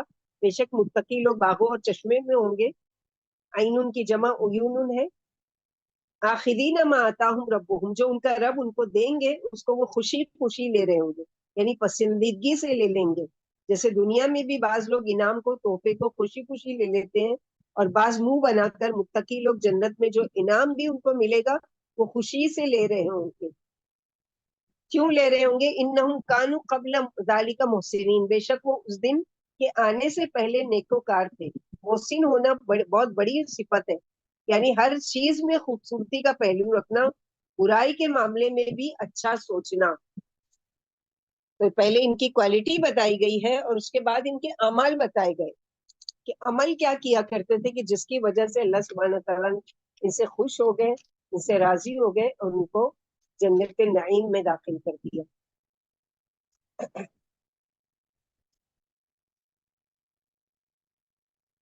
تو یہاں پر جو بتایا گیا ہے کہ تقوی والے، اللہ سے ڈرنے والے، جن کا اوڑھنا بچھونا سب اللہ کے لیے تھا، جیسے ہم لوگ سورہ انعام میں پڑھ چکے نا، قل ان صلاتی ونسکی ومحیای ومماتی للہ رب العالمین لا شریک لہ وبذلک امرت وانا اول المسلمین، بے شک میری زندگی، میری موت، میرا جینا، میرا مرنا، میری نماز، میری قربانی، سب کس کے لیے؟ اللہ کے لیے، جن کو اللہ کی نافرمانی سے ڈر لگتا تھا۔ قرآن میں جہاں سزا کی بات، وہیں پر اللہ تعالیٰ جزا کی بات بھی لے کر آتے ہیں کہ ایسا نہیں ہے کہ ہر ایک کے ساتھ جہنمیوں والا معاملہ ہوگا، خراسون سے اپوزٹ یہ ہوں گے، خراسون میں سے یہ نہیں ہوں گے، بلکہ متقی لوگوں کی دنیا میں کیا صفت تھی کہ اپنے رب کا ہر حکم خوشی خوشی سے لیتے تھے، خراسون میں سے نہیں تھے، علم کی بنیاد پر عمل کرنے والے۔ متقین کون ہے؟ علم کی بنیاد پر عمل کرنے والے۔ آخذو یعنی توجہ سے، خوشی سے کسی چیز کا لینا۔ مثلا ہم کو کسی شادی میں یا ویسے ہی کوئی گفٹ دے دیتے ہیں تو ہم بس ایسے ہی لیتے ہیں، اس کو کہیں ڈال دیتے ہیں۔ ایک ہے اس کو خوشی سے قبول بھی کرے، سنبھال کر بھی رکھے، اور آپ اس کو استعمال کرتے دیکھ کر دینے والے کو جو خوشی ہوتی ہے وہ بھی محسوس کریں۔ تو یہاں اہل جنت کی صفت لینے والے بھی ہیں، جو بھی ان کو ان کے رب نے دیا دنیا میں خوشی سے، اور جنت میں بھی اپنے رب کی دی ہوئی نعمتوں کو خوشی خوشی لیں گے۔ دنیا میں احکامات خوشی سے اور جنت میں انعامات خوشی سے۔ دنیا میں اللہ کے احکامات کو خوشی خوشی لیتے تھے، اور آخرت میں جنت میں انعامات کو خوشی خوشی لے رہے ہوں گے۔ یہ معاملہ ان کے ساتھ کیوں ہوا؟ انہم کانوا قبل ذالک محسنین، بے شک وہ اس سے پہلے محسنین میں سے تھے، یعنی دنیا میں محسن بن کر جینے والے۔ ایک ہے تقوی کا لیول اور ایک ہے احسان کا لیول۔ تقوی کیا ہے؟ تقوی یہ ہے کہ ڈر کر کوئی بھی کام کرنا، اللہ کی اطاعت کرنا، پھر اللہ کی ناراضگی کے کاموں سے بچنا، یہ ساری تقوی میں آتا ہے۔ یعنی اللہ سے، اللہ کی خشیت، اللہ کا تقوی، اللہ کا ڈر، خوف کی وجہ سے اللہ کی اطاعت کرنا اور اللہ کی ناراضگی کے کاموں سے بچنا۔ دوسرے کیٹیگری جو ہے تقوی سے اوپر کا ایک درجہ، وہ کیا ہے؟ احسان کا لیول، یعنی ہر کام کو خوشی سے، ایکسلنس کے لیول پر کرنے والے، بہترین طریقے سے کرنا۔ اور یہ محسنین اس اعلیٰ لیول پر اللہ کے حقوق بھی ادا کرتے ہیں اور بندوں کے حقوق بھی ادا کرتے ہیں. اب آگے ان کی کوالٹی بتائی جا رہی کہ کون سے ایسے کام کرتے ہیں کہ جن کی گواہی اللہ تعالیٰ نے قرآن میں رکھی ہے کہ بے شک وہ متقین جنتوں میں ہوں گے, جو نعمتیں ان کا رب ان کو دیں گے وہ لینے والے ہوں گے, اور جو محسنین میں سے ہیں ان کو ان کے کس عمل کی وجہ سے اللہ خوش ہو کر یہ ساری چیزیں دے رہے ہیں. تو اس کے لیے کیا ہے کہ کانوا قلیلا من اللیل ما یہجعون, کہ تھے وہ اس سے پہلے کم ہی سویا کرتے تھے, یعنی وہ رات کو کم ہی سوتے تھے. حجا کہتے ہیں رات کا سونا, غفلت اور عیش و عشرت کی نیند کا سونا, یعنی بالکل بھولے ہوئے. فجر کے لیے بھی ان کی آنکھ نہیں کھلتی, تہجد تو دور کی بات ہے. یعنی ایمان والے ایسی غافل نہیں جیسے ہوتے ہیں نا, ہمارے یہاں بولتے ہیں گھوڑا بیچ کر سونے والا, یہجعون اسی میں سے بالکل بے فکری کی نیند, جیسے گھوڑا بیچ دیا اس کو, اس کے کھلانے پلانے وہ سب کی کوئی فکر نہیں ہے, تو ایک محاورہ کہا جاتا ہے. تو اس طرح سے بے فکری سے سونے والا, تو یہ ایسے نہیں ہوتے, بے فکری سے سونے والے نہیں ہوتے, چاہے وہ کتنی بھی دیر سے سوئیں لیکن وہ نماز کے لیے اٹھتے ہیں یا جاگتے ہی رہتے ہیں کہ کہیں ہماری نماز قضا نہیں ہو جائے. تو یہ ساری کوالٹی اللہم اجعلنا منہم, کہ اللہ سبحانہ وتعالی ہمیں ان میں سے بنائے. یعنی رات کو بہت کم سویا کرتے تھے, کوئی رات ایسی بسر نہیں کرتے تھے جس کے کچھ حصے میں اللہ کو یاد نہ کر رہے ہوں, خواہ وہ اول وقت میں یا درمیان میں یا آخر میں, بہرحال رات کے کسی نہ کسی حصے میں نوافل ضرور پڑھا کرتے تھے, یا کوئی ایسی بات نہیں ہوتی تھی جس میں یہ صبح تک سوتے رہے اور تہجد نہ پڑھے. عبداللہ بن سلام جو پہلے یہودی کے عالم میں سے تھے, ان کے عالم کے بیٹے تھے, وہ جب آپ صلی اللہ علیہ وسلم کو تلاش کرتے ہوئے مدینہ آئے اور مدینہ منورہ میں نبی صلی اللہ علیہ وسلم سے ملاقات کے لیے آئے, تو لوگ آپ سے ملاقات کے لیے ٹوٹ پڑے.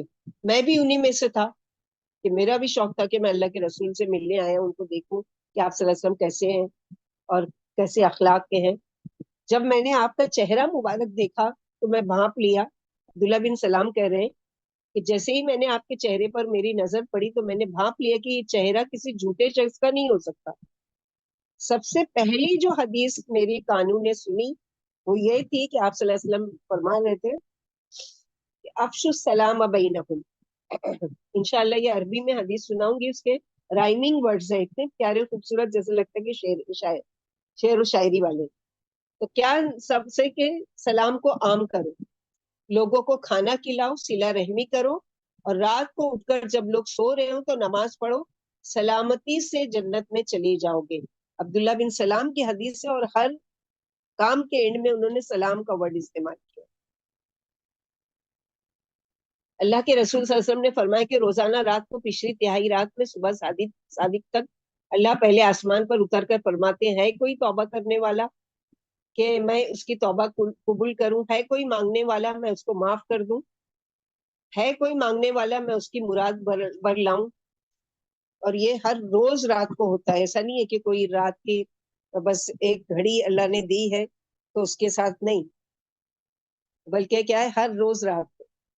یعنی قلیلا من اللیل ما یہجعون, یعنی فجر سے عشاء مع سنتوں کے ساتھ, اور پھر تہجد بھی پڑھتے ہیں. تقوی والے فرض میں کوتاہی نہیں کرتے, پوری ادا کرتے ہیں. یعنی یہ تقوی والوں کی کوالٹی بتائی جا رہی ہے کہ فجر سے لے کے عشاء تک سنتوں کے ساتھ, اور پھر تہجد بھی پڑھتے ہیں تقوی والے, اور فرض میں کوتاہی نہیں کرتے ہیں, اور پوری ادا کرنے والے. لیکن محسنین جو ہوتے ہیں ان سے آگے بڑھ کر کرتے ہیں. وہ کیا کرتے ہیں کہ رب نے ان پر تہجد فرض نہیں کیے بلکہ اپنی خوشی سے ادا کرتے ہیں, اور ایکسٹرا نوافل پڑھتے رہتے ہیں. یعنی متقی تو ہے ہی کہ 5 وقت کی اس کی نماز نہیں چھوٹتی, سنتیں نہیں چھوٹتی ہے, لیکن نوافل کی اتنی وہ نہیں پابندی ہو پاتی ہے. لیکن محسنین کیا ہے کہ وہ عمل کرتے ہیں جو اللہ نے ان پر فرض نہیں کیے, بلکہ اللہ سبحانہ وتعالی کی رضا و خوشنودی کے کام کرتے تھے, جس کو سورہ بقرہ کی جو رمضان کی آیتیں ہیں اس میں آتا ہے فمن تطوع خیرا فہو خیر لہ, جو خوشی سے کوئی نیکی کا کام کرے تو پھر وہ اسی کے لیے, یعنی اللہ سبحانہ وتعالی اس کے بدلے میں اسی کو بدلہ دیں گے. محسنین اور اس میں یہ وہ ہے. اسی طرح آیت نمبر 18 میں کیا ہے؟ وَبِالْأَسْحَارِ هُمْ يَسْتَغْفِرُونَ، اور یعنی آخری رات میں اپنے گناہوں کی اللہ سے معافی مانگتے رہتے ہیں، راتوں کو قیام کرتے ہیں، جیسے سورہ آل عمران میں پڑھ چکے کہ وَالْمُسْتَغْفِرِينَ بِالْأَسْحَارِ، اور پچھلی رات میں گناہوں سے معافی مانگنے والے. جیسے ہم لوگوں نے ابھی حدیث پڑھی کہ اللہ کے رسول صلی اللہ علیہ وسلم نے فرمایا کہ اللہ سبحانہ و تعالیٰ روز رات کو آسمانی دنیا پر آتے ہیں اور پوچھتے ہیں ہے کوئی جو مجھ سے سوال کرے کہ میں اس کا سوال پورا کروں، اس کی حاجت وہ کروں، اور ہے کوئی جو وہ کرے. جنت والوں کی مزید صفت، اور سحر کے وقت، فجر سے پہلے سحری کھانے کا وقت وہ استغفار کرتے، بخشش کی دعا مانگتے تھے، کیونکہ یہ وقت دعا کی قبولیت کے بہترین اوقات میں سے ہے. جب رات میں آخری تہائی حصہ باقی رہ جاتا ہے تو اللہ سبحانہ و تعالیٰ آسمانی دنیا پر نزول فرماتے ہیں اور ندا دیتے ہیں کہ ہے کوئی توبہ قبول کرنے والا. یعنی اللہ سبحانہ و تعالیٰ کے علاوہ یہاں تک کہ اذان فجر کی ہو جاتی ہے. تو سحری رات کا آخری حصہ فجر سے پہلے کا وقت، نماز ادا کر لی، اب فجر کے انتظار میں بیٹھے، یعنی تہجد پڑھ لی، اب فجر کے انتظار میں بیٹھے اور استغفار کر رہے ہیں. اور بہترین اس وقت کی تسبیح کیا ہے؟ استغفر اللہ الذی لا الہ الا هو الحی القیوم واتوب الیہ.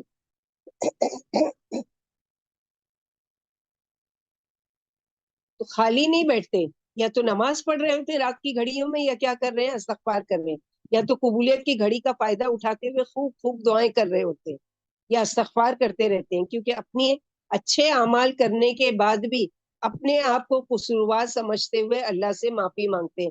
اپنے آپ کو بڑی چیز نہیں سمجھ لیتے کہ میں نے تو اللہ کی رضا کے لیے تہجد بھی پڑھ لیا اور میرے لیے تو جنت واجب ہی ہو گئی. نہیں یار، اب پتہ نہیں ریاکاری تو نہیں ہو گئی، پتہ نہیں کسی کو سنا تو نہیں دیا، پتہ نہیں کہ کہیں پر نیت میں کوئی کھوٹ تو نہیں آ گیا تھا. اللہ تعالیٰ معاف کرو، اور استغفار کرتے رہتے ہیں. پھر اور کیا کوالٹی ہوتی ہے ان میں؟ آیت نمبر 19، وفی اموالہم حق للسائل والمحروم، اور ان کے مالوں میں حصہ ہوتا ہے سائل اور محروم. اب دیکھتے ہیں دونوں میں فرق کیا ہے، سائل اور محروم کا کیا فرق ہے. یعنی ان کے مال میں حق ہے سوالی کے لیے بھی اور محروم کے لیے بھی. محروم وہ جو ضرورت مند جو سوال کرنے سے اجتناب کرے، یعنی مانگتا نہیں ہے لیکن ضرورت مند ہے، یا پہلے اس کے پاس مال تھا لیکن کسی حادثے کی وجہ سے مال سے محروم ہو گیا. ہم کیا کہتے ہیں؟ یہ تو پیشہ ور بھکاری ہے، اس کو کیا دینا. لیکن یہاں پر بتایا گیا کہ نہیں، ہو سکتا ہے کہ وہ اس وقت وہ ہو مالدار ہو لیکن اب محروم ہو چکا ہے. جب اللہ والوں کو یہ صفت بیان کی کہ وہ راتوں کو بیدار رہتے ہیں اور اپنے لیے استغفار کرتے رہتے ہیں، تو دوسری یہ صفت بیان کی گئی کہ ان کے مال میں سب کا حصہ ہے. وہ لوگوں کے حقوق نہیں بھولتے، زکوٰۃ بھی نکالتے ہیں، خیرات بھی کرتے ہیں، اس سے سلوک بھی کرتے ہیں، صلہ رحمی بھی کرتے ہیں. یعنی ان اللہ والوں نے اپنے مال میں سے مقرر حصہ مانگنے والوں کے لیے مقرر کیا ہوا. سائل مشہور ہے، جو لوگوں سے سوال کرتا ہے اس کا حق ہے. نبی صلی اللہ علیہ وسلم نے فرمایا سائل کا حق ہے خواہ وہ گھوڑے پر سوار ہو کر آئے. اور محروم وہ ہے جس کا بیت المال میں کچھ حصہ نہ ہو، نہ اس کا کوئی پیشہ ہو، نہ کاریگر ہو کہ اپنی روزی پیدا کر سکے. اور کیا ہوتا ہے محروم؟ سوال تو وہ ہوتا ہے جو اپنی ضرورت کی چیز کسی سے مانگ لے، اپنی حاجت بتا دے لوگوں کو. لیکن محروم وہ جس کو لوگ غنی سمجھ رہے ہو، جس کے پاس پہلے تھا، مالدار تھا یا صاحب حیثیت تھا، مگر اب کسی وجہ سے ختم ہو گیا، وہ محروم ہو گیا. کاروبار ختم ہو گیا یا بیماری کی وجہ سے سب کچھ ختم ہو گیا. جیسے سورہ قلم میں باغ والوں کا قصہ سب کو پتہ ہی ہے، پڑھتے ہوں گے یا آگے پڑھیں گے انشاءاللہ. بل نحن محرومون، بڑے پیسے والے اور باغ والے کے بیٹے تھے، لیکن اب جب کھیتی باڑی جل کر راکھ ہو گئی تو کیا کہہ رہے ہیں؟ بل نحن محرومون، یعنی کہ پہلے حیثیت والے تھے، اب سب جل گیا، اب سب ختم ہو گیا اور ہم محروم ہو گئے.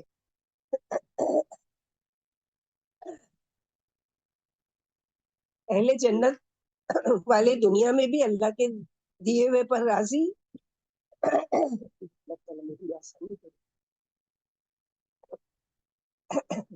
اہل جنت دنیا میں بھی اللہ کے دیے ہوئے پر راضی، اور جنت میں بھی جو بھی اللہ دیں گے خوشی خوشی لینے والے. جیسے کہ حدیث جبریل میں کامن حدیث ہے، حدیث جبریل، کہ جس میں 3 کیٹیگری کے لوگوں کا ذکر ہے. نمبر 1 یقین کے ساتھ ایمان لانے والے.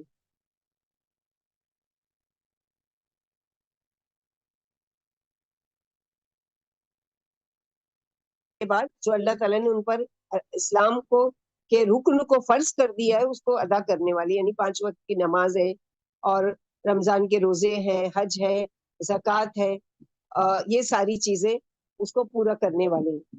اور ایک ہے تیسری کیٹیگری حدیث جبریل میں احسان کے لیول پر، آپا ہائی دوسری نہیں لیول پر سننے، کرنے. آواز چلی گئی تھی. دوسری کیا بولے آپ نے؟ نمبر 1 تو یہ ہے یقین کے ساتھ ایمان لانے والے. نمبر 2 وہ ہے جو اسلام کے ارکان کی پابندی کرنے والے، یعنی اسلام کے لیول پر کام کرنے والے. نمبر 3 احسان کے لیول پر، ہائی لیول پر، جیسے کہ حدیث جبریل میں آتا ہے کہ انک تعبد کما لکم تراہ فإن لم تکن تراہ فإنہ یراک، یعنی اللہ سبحانہ و تعالیٰ کی ایسی عبادت کرو جیسے کہ گویا تم اللہ تعالیٰ کو دیکھ رہے ہو، اور اگر تم یہ محسوس نہیں کر سکتے تو کم از کم یہ تو محسوس کرو کہ اللہ تعالیٰ تم کو دیکھ رہے ہیں. تو اللہ کی عبادت ایسے کرو جیسے تم اللہ کو دیکھ رہے ہو. جب وہ اپنے مال کا کچھ حصہ ان 2 طرح کے لوگوں کو دیتے ہیں، یعنی سائل اور محروم کو، تو وہ نہ احسان جتاتے ہیں بلکہ اپنے آپ کو احسان کے درجے پر رکھ کر لوگوں کے ساتھ معاملہ کرنے والے، یعنی وہ اپنے دیے ہوئے مال میں سے ان کا حق سمجھ کر دیتے ہیں. یعنی یہ نہیں جتاتے پھرتے کہ ہم نے دیا، ہم نے دیا، ہم نے یہ کیا، ہم نے وہ کیا، نہیں، بلکہ کیا ہے کہ یہ کہ دے کر اتنے خوش ہوتے ہیں کہ میں نے اس کا حق ادا کیا، اور اللہ کا شکر بھی ادا کرتے ہیں کہ شکر ہے کہ اس نے خوشی سے قبول کر دیا. دوسروں کی ضرورتوں کو خود بھانپ لیتے ہیں، یعنی کوئی مانگنے نہیں آتا ہے بلکہ یہ خود سے کوشش کرتے ہیں اور حصہ رکھتے ہیں اپنی سیلری میں، اپنی منتھلی تنخواہ میں، یا پھر اپنے کاروبار کے سالانہ بجٹ میں، یا اس میں زکوٰۃ کے علاوہ. زکوٰۃ تو فرض ہے، ادا کرنا ہی ہے. تو محسن کون ہوتا ہے کہ اللہ تعالیٰ کے حقوق کو بھی خوشی سے اور پابندی سے ادا کرنے والا، اور اللہ کے بندوں کے حقوق کو بھی خوشی سے ادا کرنے والا، بوجھ سمجھ کر نہیں کہ کیا مصیبت ہے. کہ جیسے ان لوگوں نے کہا تھا کہ نعوذ باللہ منافقین نے کہ اللہ سبحانہ و تعالیٰ کیا نعوذ باللہ فقیر ہے اور ہم غنی ہیں.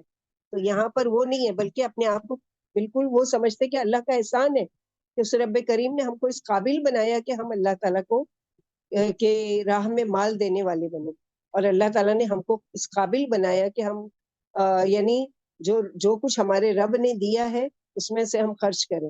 ابن قیم کہتے ہیں کہ 4 چیزیں رزق کو کھینچ لاتی ہیں. 4 چیزیں ایسی ہیں کہ جس کی وجہ سے رزق خود بخود انسان کے پاس کھینچا چلا آتا ہے. کتنی ہر کوئی مشکل میں رہتا ہے نا، میرے پاس رزق آئے، بڑھ کر آئے، برکت والا آئے، اور یہ ہے. تو یہ 4 چیزیں کر لے، انشاءاللہ اس کے لیے رزق چل کر آئے گا اس کے پاس. نمبر 1 قیام اللیل. کچھ بھی، کوئی بھی 8 رکعت، 11 رکعت، 17 رکعت، 15 رکعت پڑھنے کی حیثیت نہیں ہے. 2 4 6 8 7 تو پڑھنے کی ہے نا، پڑھ لے. کچھ نہیں تو 2 رکعت تحیۃ الوضو، 2 رکعت تہجد، اللہ تعالیٰ توفیق دے اور فجر ابھی دیر سے اور ہونے والی تو 2 اور پڑھ لو. اس کے بعد 3 وتر پڑھ لو، تو یا 7 ہو گئی یا 9 ہو گئی. 2 سنت پڑھیں گے 11 ہو جائے گی. تو لیکن یہ ہے کہ کچھ نہ کچھ کرنا ہے. غفلت کی نیند میں پڑے سونا نہیں. اگر رزق حاصل کرنا ہے تو یہ محنت کرنی ہے، فجر سے پہلے اٹھنا ہے اور قیام اللیل کرنا ہے کسی بھی شکل میں. نمبر 2 سحری کے وقت کثرت سے استغفار کرنا، جو یہ ان آیتوں میں کوالٹی بتائی گئی ہے اس میں سے ہے. تو یہ سب رزق کو کھینچ کر لانے والی چیزیں ہیں. سورہ نوح جب پڑھیں گے اس میں ہے فَقُلْتُ اسْتَغْفِرُوا رَبَّكُمْ، اور سیٹرڈے کو جو ہم لوگ شروع کرنے والے انشاءاللہ استغفار کی برکت، اس میں یہ ساری باتیں، حدیثیں اور ساری آیتیں ڈیٹیل کے ساتھ آئے گی انشاءاللہ باذن اللہ. لیکن آپ لوگ ہے نا کہ بالکل ایزی لے لیے یہ ساری چیزوں کے، کہ کیا ضرورت ہے، ہم لوگ تفسیر تو پڑھ رہے ہیں نا، ورڈ ٹو ورڈ پڑھ رہے ہیں، اس کا ایگزام دینا، ہم کو سیٹرڈے کی کلاس اٹینڈ کرنے کی کیا ضرورت ہے، اور لاپرواہی ہو رہی ہے. لیکن کوئی بات نہیں، وہی ہے نا کہ جو حاصل کر لیا اس نے حاصل کر لیا, جو محروم رہا وہ محروم رہ گیا. اللہ سبحانہ و تعالیٰ زبردستی تو انہیں لیں گے نہیں, یہ تو آنر دے رہے ہیں, اور ہم اگر اس سے غفلت کر رہے ہیں تو یہ ہماری بدبختی یا ہماری کوتاہی یا جو بھی کہا جائے. تو دوسری چیز یہ ہے. تیسری چیز کیا ہے؟ صدقہ کرنے کا خیال کرتے رہنا. خیال کریں گے تو آئے گا نا, یعنی فکر رہتی ہے اپنے آپ کو, اچھا آج میں نے کچھ کیا کہ نہیں, آج میں نے کسی کو کچھ دیا کہ نہیں, کچھ نہیں تو پرندوں کو کچھ دانا ڈالا کہ نہیں, کچھ پانی دیا کہ نہیں, کچھ تو کیا. کچھ بھی نہیں کیا تو پھر خیال ہی نہیں. تو خیال کرنے والے, اور خیال جب کریں گے تو پھر عمل میں بھی لے آئیں گے. نمبر 4, دن کے شروع اور آخر میں اللہ کا ذکر کرنے والے. رزق کے کھینچ لانے کی 4 چیزیں دن کے شروع اور آخر میں, یعنی صبح کے اذکار ہے, شام کے اذکار ہے, فرض نمازوں کے بعد کے اذکار ہے, یہ ساری چیزیں اذکار میں سے. اس کے علاوہ استغفار کی کثرت ہے. شروع کے دنوں میں پڑھ لیے چوتھا کلمہ 10 مرتبہ یا 100 مرتبہ. اسی طرح سبحان اللہ و بحمدہ, سبحان العظیم و بحمدہ, میزان میں سب سے زیادہ بھاری. پھر اسی طرح درود شریف ہے, بہت ساری چیزیں. تو یہ ساری کیا ہے؟ سبب ہے رزق کو کھینچ لانے کا. اور یہ حق جو ادا کرتے ہیں زکوٰۃ کے علاوہ, یعنی اپنی تنخواہ میں سے پہلا حصہ. جیسے کہ 2 لوگوں کی مثال دوں گی. ایک تو یہ ہے کہ عثمان بن عفان رضی اللہ تعالیٰ عنہ کی, کہ اس طرح کا وہ خرچ کیا کرتے تھے, اپنے مالوں میں سے حصہ رکھا کرتے تھے سائل اور محروم کے لیے.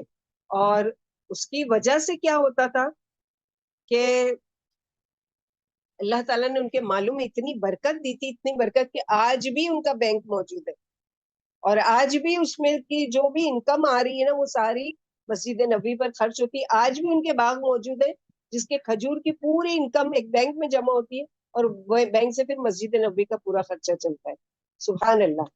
اور آج کی مثال دوں گی میں, البیک سب کا فیوریٹ, کہ جاتے ہی انسان سب سے پہلے جو چیز کھانے کی خواہش کرے گا سعودی میں وہ کیا ہے؟ البیک. البیک کی جو اونر تھا, جو بہت پرانا, اس کا تو انتقال بھی ہو چکا, جس نے شاید 1970 میں اس کا وہ ڈالا تھا. تو اس کی وجہ سے آج اس کا حال کیا ہے کہ اس نے شروع سے ایک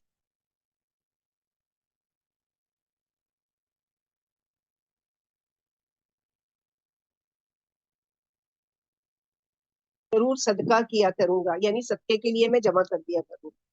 اللہ تعالیٰ نے اتنی برکت دی کہ پورے سعودی میں, یعنی ان کے پاس دوسری کنٹری کے لوگ بلا رہے ہیں کہ آپ ہمارے پاس برانچ کھولو, تو ہمارے پاس ٹائم بھی نہیں ہے اور ہمارے پاس وہ لوگ بھی نہیں ہیں, یعنی یہ کرنے والے.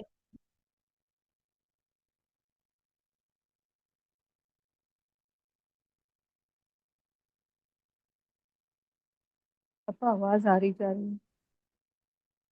आपा समझ में नहीं आया आपने क्या बोले सब.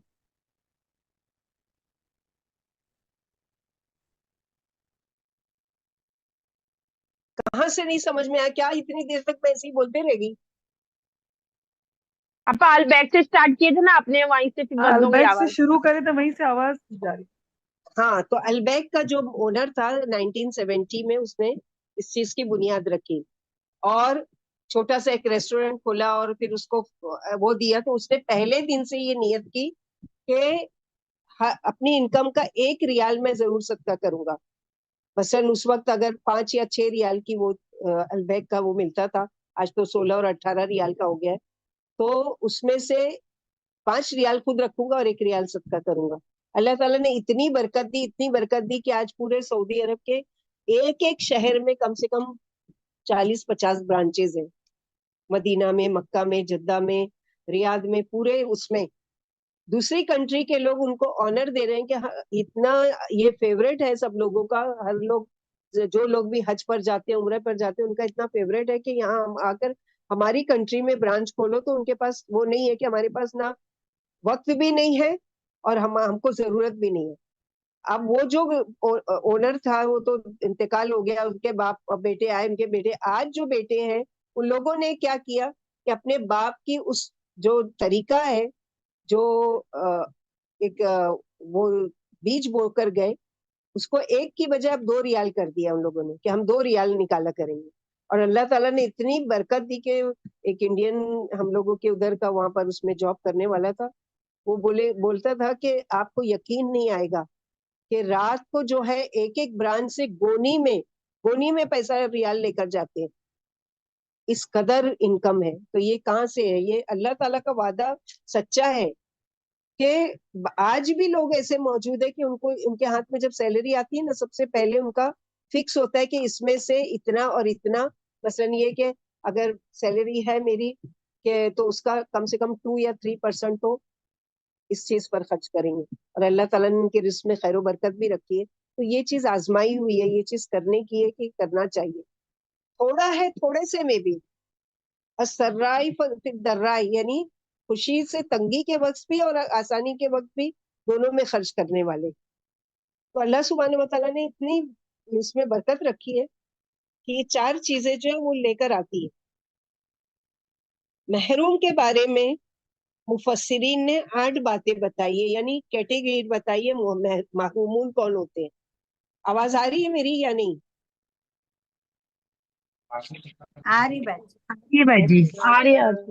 ओके, महरूम के बारे में मुफस्सिरीन ने 8 बातें बताई, यानी कौन होते हैं महरूमून।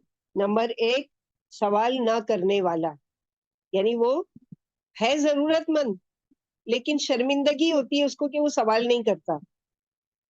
नंबर 2, माले गनीमत खत्म होने के बाद आने वाला, यानी माले गनीमत में उसका कोई हिस्सा नहीं होता क्योंकि उसको कोई गरीब समझ ही नहीं रहा होता। नंबर 3, वो जो इस्लाम से महरूम रहा, यानी जो इस्लाम से महरूम है वो भी महरूमून में से है। नंबर 4, जिसके लिए कमाना आसान ना हो, यानी अपाइज हो चुका है या मुफलिस हो चुका है या उसकी ऐसी कंडीशन ही नहीं है कि वो अब निकले और कमाई करे, तो जो जिसके लिए कमाई यानी कमाना आसान ना हो। नंबर 5, जो दुनिया तलब करता है लेकिन दुनिया उससे पीठ फेर कर भागती है, यानी दुनिया दुनिया दुनिया के पीछे भाग रहा है और दुनिया उससे भाग रही है, यानी नहीं कमा पा रहा है, वो भी महरूम है। नंबर 6, जिसकी खेती तबाह हो गई हो, जैसे अभी बाग वालों का हम लोगों ने पढ़ा ना सूरह कलम में, वैसी, और खेती वाली का भी पढ़ा है सूरह काफ में भी और उसमें भी। तो छठा किस्म का वो है। 7वीं किस्म गुलाम की, वो भी महरूम में से है। 8वीं किस्म है कुत्ता, कुत्ते को भी महरूम में शुमार किया गया है क्योंकि उमर बिन अब्दुल अजीज, जो उमर रज़ियल्लाहु तआला अन्हु के पर पोते थे, उमर बिन अब्दुल अजीज किसी रास्ते में थे तो एक कुत्ता वहां से गुजरा, उन्होंने बकरी का एक शाना काटा और कुत्ते के आगे डाल दिया और कहा कि उलमा कहते हैं यही महरूम है, यानी जो खुद अपने लिए कमा नहीं सकता, जिसका खर्च अदा करना लाजिम है, यानी उसको कोई ना बुलाता है ना खिलाता है ना बेचारे को वो है उसको ढूंढता फिरता है, ये कहीं कहीं से कोई मिल जाए, कुछ मिल जाए तो कुछ खा ले कुछ कर ले, इस तरह से। तो उसका कोई वो नहीं करने वाला होता है और इस तरह वो महरूम में से है, वो उसको भी, तो कुत्ते को भी इसमें गिना है मुफस्सिरीन और उलमाओं ने महरूम की कैटेगरी में। तो ये क्वालिटीज क्या है मोहसिनीन की, क्या क्या करते हैं?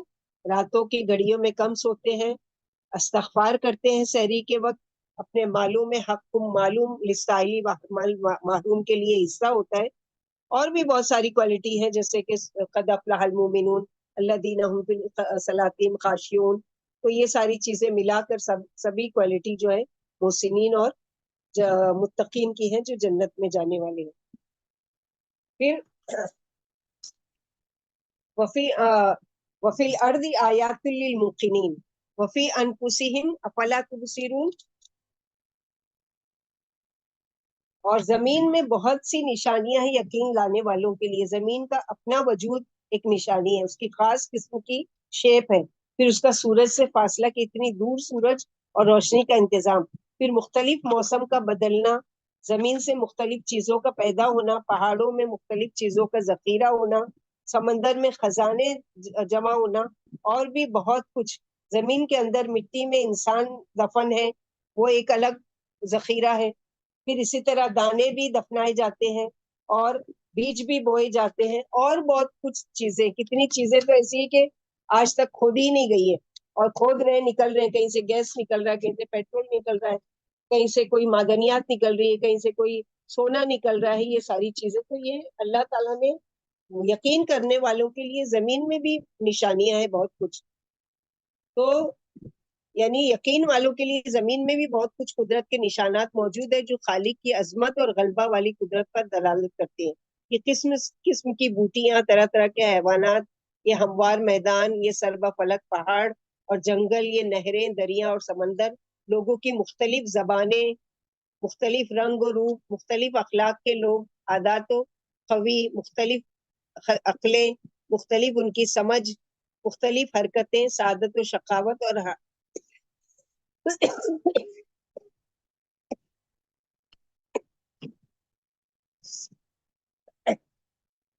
ہر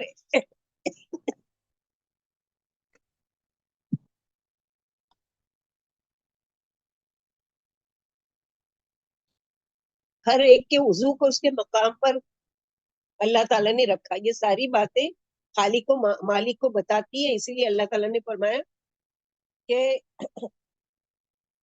آگے کی جیسے آیت ہے کہ وفی انفسکم افلا تبصرون، اور تمہارے نفسوں میں بھی. یہ تو کائنات نے ایک زمین کی مثال دی کہ زمین میں یہ کچھ ہے، اس کے علاوہ بھی کیا ہے؟ وفی انفسکم، انسان تیرے اپنے نفسوں میں بھی، تیرے اپنی جان، اپنے وجود میں بھی بڑی بڑی نشانیاں ہیں کہ کس طرح سے ایک چھوٹے سے کیڑے سے انسان پیدا ہوا، 3 اندھیرے پردے میں، پھر بہترین ساخت پر پیدائش، پھر چھوٹے چھوٹے ہاتھ پاؤں بڑھتے بڑھتے بڑھتے کہاں تک پہنچا، پھر گھٹنا شروع ہو جاتا ہے. افلا تبصرون، کیا پھر نہیں تم دیکھتے؟ ہمارے سر پر ایک طرف بادل، ایک طرف چہرہ، اگر دونوں طرف کوئی، اگر دونوں طرف یعنی بال ہوتے، ایک طرف بال ایک طرف چہرہ، اگر دونوں طرف بال ہوتے تو کیسے لگتا؟ یعنی یہ بال جو پیشانی پر رک گئے وہ اتر کر چہرے پر آ جاتے، کیسی وہ لگتی؟ کتنے شیو کرواتے، کتنی فیشیل کرواتے، کیا کرتے، اور کتنا پیسہ خرچہ ہوتا، اور کیسی بدصورت شکل ہوتی.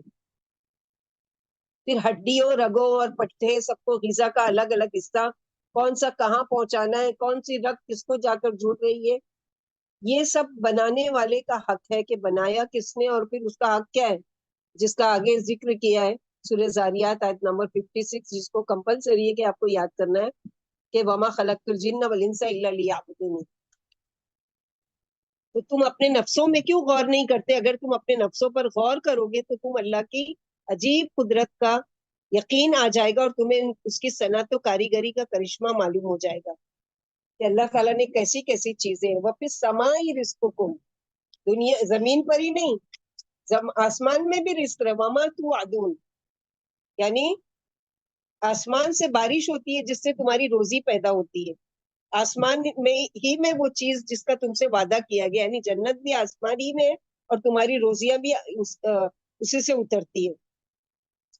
وَرَبِّ السَّمَاءِ وَالْأَرْضِ إِنَّهُ لَحَقٌّ مِثْلَ مَا أَنَّكُمْ تَنطِقُونَ. اللہ نے اپنی عزت والی ذات کی قسم کھا کر یقین دلایا ہے کہ اس نے ان سے جو قیامت کا اور زندگی بعد الموت کا اور جزا کا وعدہ کر رکھا ہے وہ برحق ہے، جو ضرور پیش آنے والا ہے، جس میں بال برابر بھی شک کی گنجائش نہیں ہے. جس طرح گفتگو کے وقت گفتگو میں شک نہیں کیا جاتا، اسی طرح اس میں شک نہ کیا جائے. معاذ رضی اللہ عنہ جب کسی سے کوئی بات کرتے تو فرماتے یہ بات بالکل سچی ہے جس طرح تم یہاں موجود دیکھتے ہو. حسن رضی اللہ عنہ کہتے ہیں کہ مجھے خبر ملی کہ رسول اللہ صلی اللہ علیہ وسلم نے فرمایا اللہ انہیں غارت کرے جنہیں اللہ قسم دلا کر یقین دلائے کسی بات کا مگر پھر بھی وہ ایمان نہیں لائے. یعنی کتنا بڑا بے غیرت ہے کہ قسم کھا کون رہے؟ اللہ سبحانہ و تعالیٰ کی ذات، اور اللہ کی ذات جو خود قسم کھا کر اس چیز کو بتا رہی کہ یہ یقینی ہے، اس سے لوگ یعنی غفلت میں ہیں. تو آسمان میں تمہارا رزق بھی ہے اور جس کا تم وعدہ دیے جاتے ہو، یعنی عذاب بھی ہے، صرف رزق نہیں ہے. جو وعدہ دیے جاتے ہیں وہ کیا ہے؟ عذاب بھی ہے. بارش آتی ہے جہاں وہ نعمت ہوتی ہے وہاں تمہارے لیے وہی بارش عذاب بھی بن جاتی ہے. جیسے کہ ہم لوگوں کو تجربہ ہو چکا ہے جب سونامی آئی تھی 26 جولائی کا واقعہ، یا اس کے علاوہ، اور جہاں جہاں بھی اس طرح کی ہوتی ہے سورہ فصلت آیت نمبر 15 میں اس کی ڈیٹیل موجود تھی اور ہم لوگ پڑھ چکے الحمدللہ. فَوَرَبِّ السَّمَاءِ وَالْأَرْضِ إِنَّهُ لَحَقٌّ مِثْلَ مَا أَنَّكُمْ تَنطِقُونَ. پس قسم ہے آسمان و زمین کی رب کی، بے شک وہ بالکل حق ہے सच है ये अजाब जिसका वादा किया जा रहा है, ये सजा और जन्नत जहन्नम सब सच्ची बात है। जिस तरह तुम अपनी आवाज सुनते हो और अब पहचान लेते हो, तुम्हारी आवाज को तुम सुनकर शक नहीं करते, इसी तरह ये दिन भी शक में है। यानी कोई रिकॉर्डिंग अगर मुझे मेरी सुनाए या आपको सुनाए तो आप क्या पहचान लो, हाँ मेरी आवाज है। तो उसमें जब तुम शक नहीं करते हो तो कयामत का जो दिन है वो ऐसा ही है कि उसमें कोई शक की गुंजाइश ही नहीं। फिर आगे वाकया शुरू हो रहा है इब्राहिम अलैहिस्सलाम के उसका। तो हम लोग को चूंकि पारा कंप्लीट करना है कि हर दफा 2 पारा लेकर बैठना पड़ेगा पढ़ने के लिए, इसलिए सिर्फ ये इसका मुकम्मल कर लेते हैं, जो कि शॉर्ट में और कई दफा रिपीटेड हो चुका है कि किस तरह से इब्राहिम अलैहिस्सलाम के पास आए उनके मेहमान। हल अता का हदीस दैफ इब्राहिम मुकरमीन, क्या आई तेरे पास खबर इब्राहिम अलैहिस्सलाम के मुअज्जिज मेहमानों की। यहाँ से दूसरे रुकू के इख्तिताम पर अंबिया अलैहिस्सलाम और बाज गुज़िश्ता कौमों के अंजाम की तरफ इशारे किए गए। इनसे वो बातें अहम बताना मकसूद है। एक ये है कि इंसानी तारीख में अल्लाह ताला का कानून बदले का बराबर काम करता है, जिसमें नेक लोगों के लिए इनाम और जालिमों के लिए सजा की मिसालें पाई जाती हैं। और इससे ये बात पता चलती है कि इसमें दुनिया भी इंसान के साथ उसके खालिक का मामला है कि जिन कौमों ने भी अंबिया अलैहिस्सलाम की बात नहीं मानी वो बिलाखिर हलाक हो कर रहे। हजरत इब्राहिम अलैहिस्सलाम का किस्सा इस सिलसिले की पहली कड़ी है। ये किस्सा 3 मकामात पर पहले भी गुजर चुका है। इससे की इब्तिदा कैसी हो रही है कि दखलू अलैहि फकालू सलामा, जब वो उस पर दाखिल हुए तो उन्होंने कहा सलाम। इब्राहिम अलैहिस्सलाम ने कहा काला सलाम, इब्राहिम अलैहिस्सलाम ने भी जवाब में कहा सलाम। कौमुन मुनकरून, कुछ अजनबी से लोग हो, यानी दिल में सोचा कुछ अनजाने लोग हैं, मुनकर जिसको पहचाना ना जा सके। इनकार से मायने नहीं है कि इनकार किया, बल्कि ये कि जिनको अजनबी लगे, आशना नहीं थे, नाशनास। फराखा इला अहली फजा बीजिन समीन, तो चुपके से गए अपने घर वालों की तरफ तो एक मोटा ताजा बछड़ा लेकर आए। इससे 2-3 बातें पता चलती है। नंबर 1, इब्राहिम अलैहिस्सलाम ने अजनबी मेहमानों को सलाम का जवाब दिया। नंबर 2, उनकी इज्जत अफजाई की। नंबर 3, उनकी बेहतरीन मेहमान नवाजी की। सिर्फ रस्मी कार्रवाई नहीं की कि तकल्लुफन पूछ लिया कि आप क्या लेंगे, ठंडा लेंगे, गरम लेंगे। खामोशी से चुपके से गए और खाने का बंदोबस्त भी किया, लाके फौरन पेश भी कर दिया। यानी ये नहीं कि अच्छा रुको थोड़ा बैठो मैं आता हूँ, और ये तो नहीं, फौरन निकले, सलाम का जवाब दिया और फौरन इंतजाम में चले गए और लेकर आ भी गए। फकर्रबहु इलैहिम काला मा अला ताकुलून, तो आपने खाने को बछड़े को उनके करीब किया। यहाँ अदब के मेहमानों को सिर्फ खाना रख नहीं दिया जाए, बल्कि उनकी झिझक दूर करने के लिए उनके आगे पेश किया जाए, ये भी लीजिए, ये भी लीजिए। लेकिन फोर्स नहीं करना है कि उसका दिल भी नहीं चाह रहा है, जबरदस्ती वो शर्मा उजरी में बेचारा ले रहा है, जबकि वो चीज उसको या तो पसंद नहीं है या उसका पेट भरा है या जो भी है। तो ये भी ख्याल करना चाहिए। आप खाते क्यों नहीं है, तो उन्होंने इनकार किया। पाऊ जैसा मीनू खीफा, तो वो उनसे डर गए और इस डर को दिल में छुपाया, जाहिर नहीं किया। डरने की क्या वजह थी कि अरब रिवायत के मुताबिक कोई अजनबी शख्स जब किसी के यहाँ मेहमान उतरता था और वो उसकी मेहमानी कबूल नहीं करता था, तो ये इस बात की अलामत थी कि वो अच्छे इरादे से नहीं आए। शायद इसी वजह से इब्राहिम अलैहिस्सलाम के दिल में कुछ खटका पैदा हुआ कि मेहमान कबूल नहीं कर रहे हैं, तो जरूर ये किसी ऐसी ही बात के लिए आए हैं। कालू ला तखफ, फरिश्तों ने कहा डरो नहीं, यानी हम किसी बुरी नीयत से नहीं आए हैं। वबश्शरूहु बिगुलामिन अलीम, और आपको इब्राहिम अलैहिस्सलाम को इल्म वाले लड़के की खुशखबरी दी, यानी इसहाक अलैहिस्सलाम की। सूरह हुद में आता है कि हजरत इसहाक की पैदाइश की खुशखबरी थी, और सिर्फ इसहाक अलैहिस्सलाम की ही नहीं, बल्कि उनके बाद याकूब अलैहिस्सलाम की भी, यानी पोते की भी खुशखबरी थी। वअक़बलत वअक़बलत इम्राअतु फी सर्रतिन फसक्कत वजहहा वक़ालत अजूज़ुन अक़ीम, तो आपकी इब्राहिम अलैहिस्सलाम की बीवी सारा अलैहिस्सलाम वहीं खड़ी हुई थी, बहुत हैरत से। इकबाल यानी आगे बढ़ना, इदबार यानी पीछे हटना। इकबाल का मानी तरक्की भी होता है, क्योंकि तरक्की भी आगे बढ़ना होती है। जब बच्चे की खुशखबरी पाई और खौफ जाता रहा और पता चला कि ये इंसान नहीं फरिश्ते हैं, तो वो भी सामने आ गई, क्योंकि फरिश्तों से ना किसी औरत का पर्दा है न किसी मर्द का, वो सबको देखते हैं और हर जगह देखते हैं। इसलिए पहले वो सामने नहीं आई, انہوں نے آگے آ کر مہمانی نہیں کی، مگر جب ان کو پتا چلا کہ یہ خوشخبری لائے ہیں اور انسان نہیں فرشتے ہیں، تو پردہ کیوں کرے؟ اس لیے کہ فرشتے کو کے اندر کوئی جذبات نہیں ہوتے. پھر فرشتے ایسی مخلوق ہے جو ہم کو نظر بھی نہیں آتی، ہمیں محسوس ہی نہیں ہوتا کہ وہ ہمارے کس وقت کس طرف ہے اور کہاں سے ہم کو دیکھ رہے ہیں. کچھ ایسے وقت جب فرشتے بھی ہم سے ہٹ جاتے ہیں، جب انسان بے لباس ہوتا ہے کسی بھی موقع پر، یعنی وہ بھی انسانوں سے حیا کرتے ہیں. تو قضائے حاجات کے وقت اور جنابت کے وقت، یہ دو وقت فرشتے ہٹ جاتے ہیں ہم سے، باقی تمام وقت ہمارے ساتھ کیا ہے؟ موجود ہوتے ہیں. تو فسقت وجہ وقالت عجوز عقیم، تو اپنے چہرے پر ہاتھ مارا تعجب کی وجہ سے اور خوشی سے بھی، کہ وقالت عجوز عقیم، بولی کہ میں تو ایک بوڑھی عورت ہوں اور اوپر سے بانجھ بھی ہوں. یعنی اگر ایک کمی ہوتی تو مجھے یقین آ سکتا تھا، لیکن میرے اندر تو دو کمیاں ایسی ہیں کہ جو ناممکن ہے. تو فرشتوں نے کیا کہا؟ قالوا کذالک قال ربک انہ حکیم علیم، کہنے لگے اسی طرح کیا مشکل ہے، تیرے رب نے کہا ہے کہ ایسا ہوگا، بے شک وہ علم والے حکمت والے، وہ سب کو جانتے ہیں. اس قصے کو یہاں بتانے کا مقصد کہ اللہ کی قدرت اور طاقت انسانوں کی سوچ اور قدرت سے بہت آگے ہے. اسے معمولی ہستی مت سمجھو، وہ اسباب کا محتاج نہیں ہے، وہ ایسے حالات میں بھی کام کر سکتے ہیں جب بظاہر کوئی اسباب نظر نہ آئے. اور اس بڑھیا اور بانج عورت سے جو بچہ پیدا ہوا وہ اسحاق علیہ السلام، جو بعد میں یعقوب علیہ السلام، پھر یوسف علیہ السلام، پھر ان سے 12 بچے، ان سے پوری بنی اسرائیل قوم جو پوری ایک امت بنی. ہمارے لیے اس واقعے میں کیا سبق ہے؟ کہ اگر مکمل اندھیرا نظر آ رہا ہے اور ہمارے مسئلے کا کوئی حل نظر نہیں آ رہا ہے تو مایوس نہیں ہونا ہے. اسی اندھیرے سے اللہ تعالیٰ پھر سے ایسی روشنی نکالتے ہیں کہ انسان حیران رہ جاتا ہے کہ یہ ہوا کیسے. ان کی نسل سے مسلسل 4 انبیاء پیدا ہوئے. دنیا کی کوئی ہستی ایسی نہیں ہے. ابراہیم علیہ السلام، اسحاق علیہ السلام، یعقوب علیہ السلام، یوسف علیہ السلام، اور پھر دوسری نسل اسماعیل علیہ السلام کی نسل سے ہمارے پیارے نبی محمد صلی اللہ علیہ وسلم.